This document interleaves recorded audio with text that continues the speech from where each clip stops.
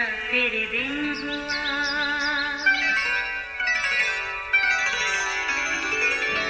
नया फिर दिन हुआ, पुरानी रात का करे सो शुक्र हम खुदा की जात का, खुदा की जात का नया फिर दिन हुआ। आज की आयत। अब मैं तुम्हें नौकर ना कहूँगा, क्योंकि नौकर नहीं जानता कि उसका मालिक क्या करता है, बल्कि मैंने तुम्हें दोस्त कहा है, इसलिए कि जो बातें मैंने अपने बाप से सुनी हैं वो सब तुमको बता दी। यूहन्ना 15 बाब 15वीं आयत। अजीज़ों, अगर मैं आपसे ये सवाल करूं कि क्या आप गरीब हैं, तो यकीनन आप मुझसे नाराज़ी का इजहार करेंगे। मगर जनाब याद रहे, सियाने लोग कहते हैं अगर आपका कोई मुखलिस दोस्त नहीं तो आप गरीब ही हैं। मगर यकीनन हम में से कोई भी दोस्ती के मामले में गरीब नहीं होगा। दोस्तों की कमी नहीं होती, पर इस मामले में एहतियात बड़ी ज़रूरी है। वो कहते हैं ना कि हर हाथ मिलाने वाला दोस्त नहीं होता। ऐसे फ़िक्रे में जितनी सदाकत है, ये लम्हा फ़िक्रिया भी है। मगर जनाब, आज के दिन हमारे पास एक दूसरे को बताने के लिए एक अच्छी खबर भी है। वो ये कि खुदा भी हमारा बेहतरीन दोस्त बनना चाहता है। बिलाशुबा खुदा के साथ हमारे ताल्लुक़ के बहुत से पहलू मौजूद हैं, यानी खालिक और मखलूक का रिश्ता, खुदावंद यानी आका और मालिक, उस्ताद और शागिर्द। वो हमारा मुनसिफ है, आसमानी बाप और फरजंद, हमारा फिदिया देने वाला, मुनज्जी और बहुत कुछ। लेकिन सबसे खुशकुन बात यह भी है कि कादर मुदले खुदा हमारा दोस्त भी बनने की ख्वाहिश करता है। अज़ीज़ों, बाग़ अदम में इब्तदाई इंसान यानी आदम और हवा के साथ खुदा का ताल्लुक़ मिसाली था। वो खुदा के साथ रफ़ाकत और गहरी दोस्ती से खुश थे, जो मोहब्बत की बदौलत कायम था। असल में तो खालिक खुदा का इंसान को तख्लीक करने का मकसद भी यही था कि हम उसके साथ रफ़ाकत में रहें। लेकिन गुनाह के बाद ये रिश्ता मुनक़ते हो गया।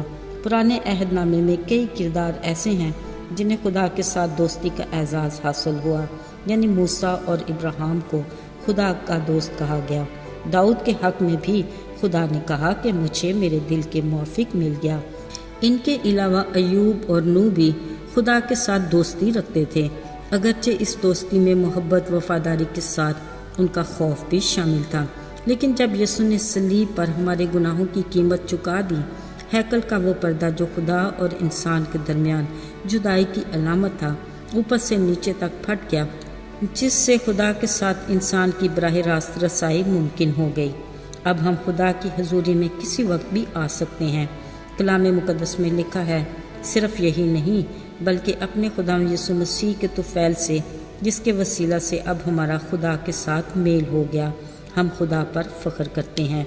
इसलिए अजीज़ों, जो खुदा यीशु ने हमारे वास्ते किया, इसके बायस हम खुदा के साथ इस रिश्ते को खुशी से मना भी सकते हैं। याद रखें, खुदा के साथ दोस्ती सिर्फ खुदा के फजल और यीशु की कुर्बानी के वसीला से मुमकिन है। कलाम के मुताबिक सब चीज़ें खुदा की तरफ से हैं, जिसने मसीह के वसीला से अपने साथ हमारा मेल मिलाप कर लिया। हम गुनाह के बायस उसके दुश्मन थे, उसने हमें बदल कर अपना दोस्त बना लिया ताकि हम उसकी दोस्ती और रफ़ाकत में दोबारा बहाल हो सकें।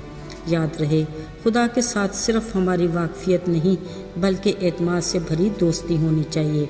इस दोस्ती को मजबूत बनाने और बरकरार रखने के लिए हमें खुदा के साथ दुआ में बातें करने और वक्त गुजारने की ज़रूरत है। हम किसी वक्त भी खुदा से बात कर सकते हैं, और ये भी याद रहे कि कभी भी दोस्त के साथ एक तरफा बात नहीं होती। इसलिए सिर्फ हम ही खुदा से दुआ में बात करें ये काफ़ी नहीं, हमें अपने दोस्त खुदा की बातों को भी उसके कलाम के ज़रिए पढ़ना, समझना, ध्यान देना, अमल करना है, ताकि हम भी जान सकें कि वह हमसे क्या बात करना चाहता है। खुदा अयूब और दाऊद को अपना करीबी दोस्त समझता था, इसलिए वो खुदा के कलाम को सब चीज़ों से ज़्यादा अहमियत भी देते थे और इस पर गौर भी करते थे, जिसका इकरार अयूब ने इस तरह किया कि मैंने उसकी बातों को ज़रूरी खुराक से ज़्यादा ज़ख़ीरा किया।